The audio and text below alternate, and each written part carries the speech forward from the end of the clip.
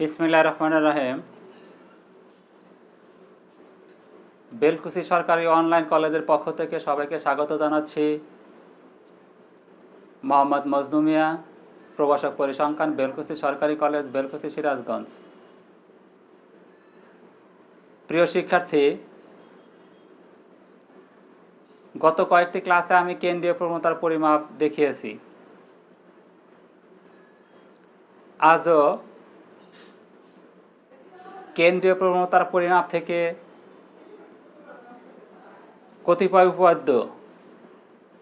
কতিপয় উপপাদ্যের একটা দেখিয়েছি। আজ আমি আর একটা দেখাবো। আজ দেখাবো কখন arithmetic mean equal to geometric mean equal to harmonic mean হয়। কখন arithmetic mean equal to geometric mean equal to harmonic mean হয়, অর্থাৎ যোজিত গড়, জ্যামিতিক গড় এবং বিপরীত গড় কখন সমান হয় সেটা দেখাবো।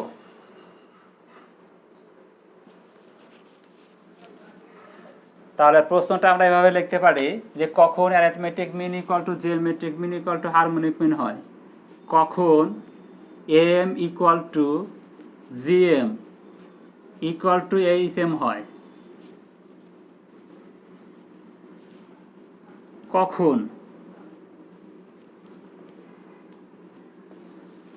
কখন AM equal to GM equal to HM হয়, অর্থাৎ যোজিত গড়, জ্যামিতিক গড় এবং বিপরীত গড় কখন সমান হবে সেটা দেখাবো। এটা দেখানোর জন্য আমরা দুটি অশূন্য ধনাত্মক রাশি নেব। এটা দেখানোর জন্য আমরা কি করব?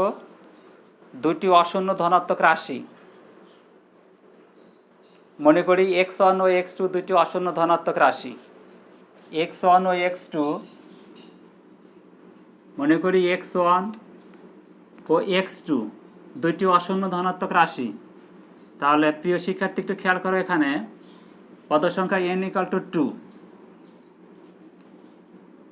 Arithmetic mean am equal to x1 plus x2 divided by 2, geometric mean gm equal to root over x1 into x2 এবং harmonic mean hm equal to 2 divided by 1 by x1 plus 1 by x2। ঠিক আছে শিক্ষার্থীরা, মনে করি x1 এবং x2 দুটি অশূন্য ধনাত্মক রাশি। অতএব arithmetic mean am equal to x1 plus x2 divided by 2, geometric mean gm equal to square root of x1 into x2 এবং harmonic mean equal to 2 divided by 1 by x1 plus 1 by x2। তাহলে দেখো arithmetic mean equal to geometric mean হবে যদি এটা equal to এটা হয়। লেখা যাবে শিক্ষার্থীরা যে arithmetic mean equal to geometric mean হবে যদি কি যে x1 plus x2 divided by 2 equal to root over x1 into x2 হয়। ঠিক আছে শিক্ষার্থীরা, বা যদি উভয় পক্ষকে বর্গ করা হয় তাহলে কি আসবে দেখো, x1 plus x2 divided by 2 whole square equal to root over x1 into x2 whole square, বা x1 square plus 2x1 x2 plus x2 square divided by 4 equal to x1 into x2 হয়। ঠিক আছে শিক্ষার্থীরা, বা x1 square plus 2x1 x2 plus x2 square equal to 4x1 x2 হয়, বা x1 plus 2x1 x2 plus x2 square minus 4x1 x2 equal to 0 হয়, বা x1 square minus 2x1 x2 plus x two square equal to 0 হয়। ঠিক আছে শিক্ষার্থীরা, বা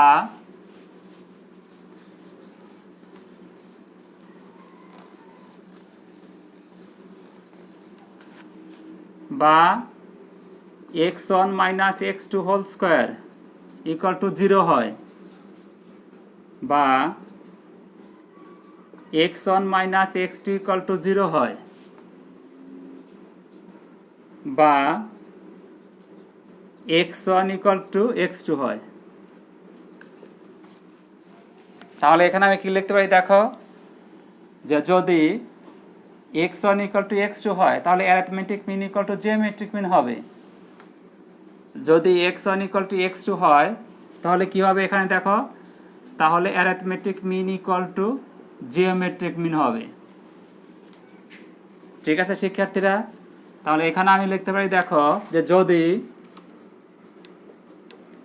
যদি x1 ইকুয়াল টু x2 হয়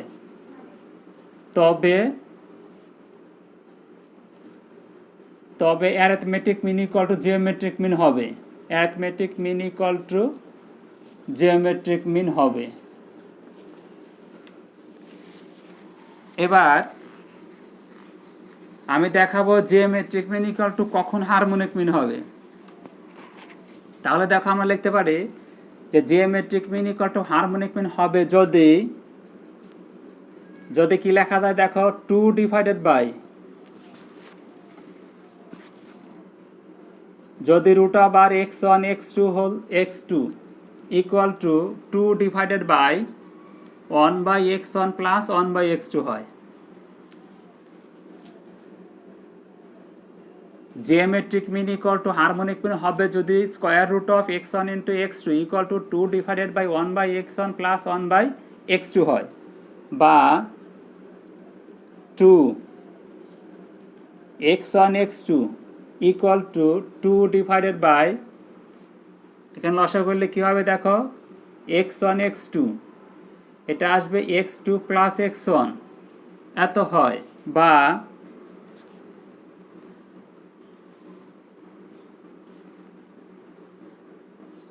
যদি আর গুণ করা হয় তাহলে কি আসবে দেখো, root over x1 x2 into x2 plus x1 divided by x1 x2 equal to 2 হয়, বা এখান দেখো x1 ইন্টু x2 এটা কত আছে, রুট ওভার x1 x2 কেটে দেওয়া হয় তাহলে কি আসবে এখানে থাকবে রুট ওভার x1 x2, বা x1 plus x2 equal to 2 root over x1 into x2 হয়।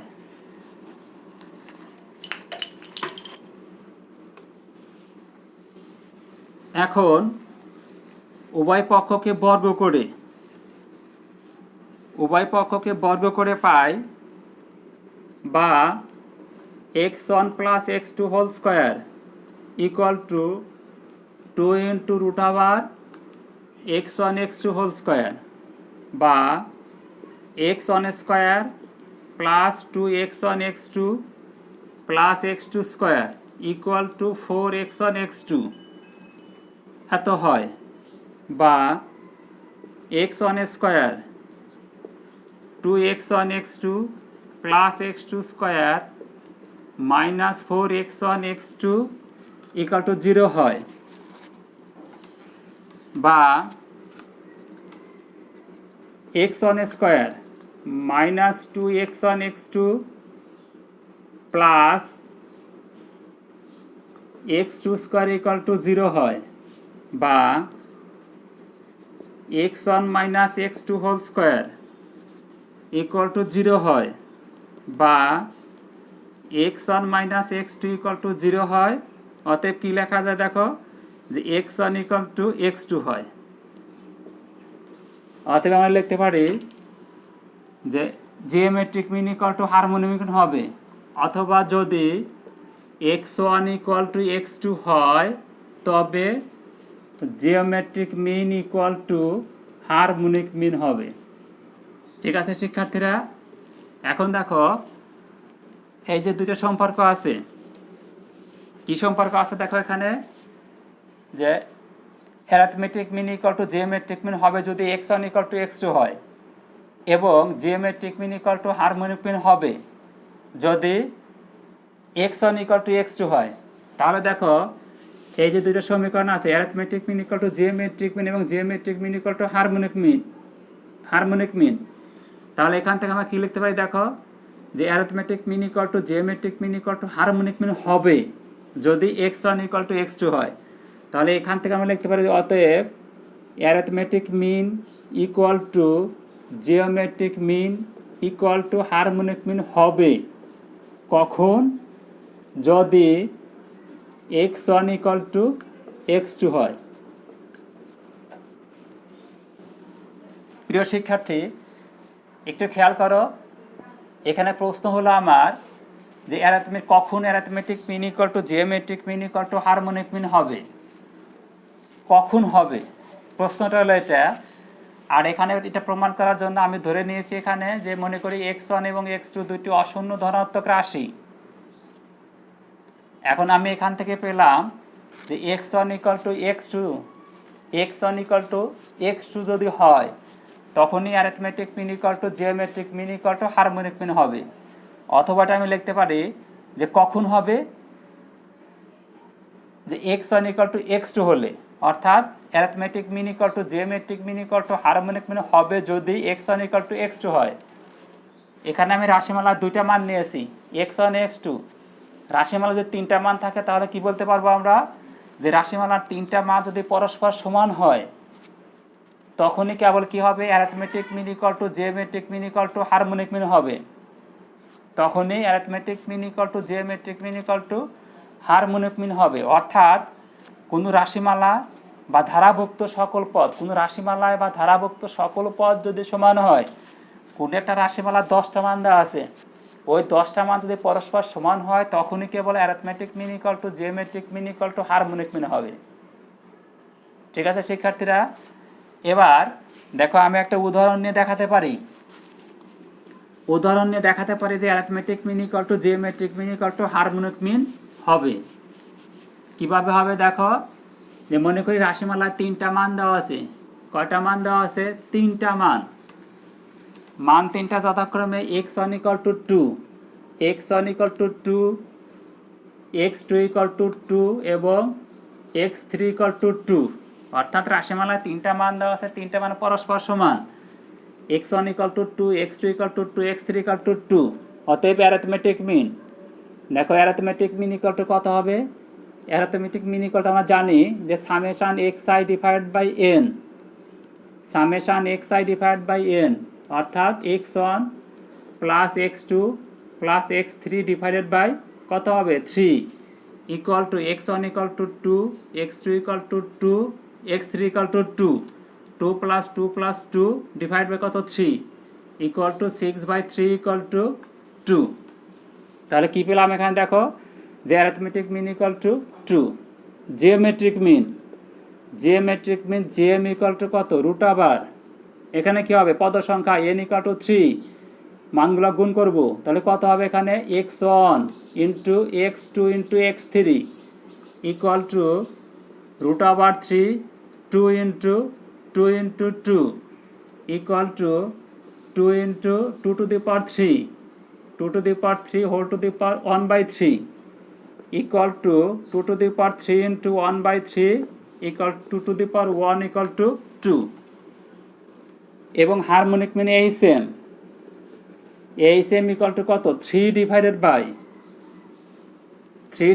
By 1/x1 plus 1/x2 plus 1/x3 equal to 3 divided by